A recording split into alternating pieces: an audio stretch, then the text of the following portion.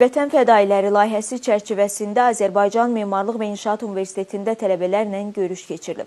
Layihənin rəhbəri yazıcı publisist Manya Səxavət qızı Xocalı faciəsi ilə yanaşı Azərbaycan xalqının yaşadığı digər faciələr və şəhidlərimiz barədə məlumat verib.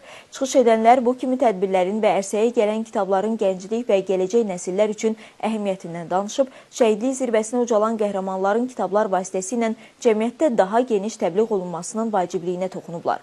Şəhidlərimizin adlarının əbədləşdirilməsi və vətənpərvərliyin təbliği məqsədi ilə Vətən fədailəri layihəsi çərçivəsində ərsəyə gələn kitablar təqdim edilib.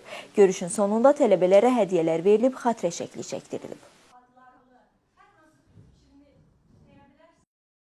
Belə tədbirlərin keçirilməsi gənclərimizdə vətənpərvərliyin təbliği yönündə atılan ən vacib addımlardan biridir. Biz elə Vətən fədailəri layihəsini ərsəyə gətirməkdə Şahin Məmmədovla birlikdə məqsədimiz vətənimizi uğrunda canlarını fəda edən şəhidlərimizi unutturmamaqdır. Biz də öz missiyamızı, öz borcumuzu bu cür yerinə yetirdiyimizi və bu günlərsə də Memarlıq və İnşaat Universitetində bu tədbirin keçirilməsi gənclərin vətənpərvər mövzularına belə deyim, bir növ maraqlının artırılmasıdır. Çünki onların yetərincə bu dövlətə vətənpərvər mövzuları vardır və onlar vətənpərvərdirlər.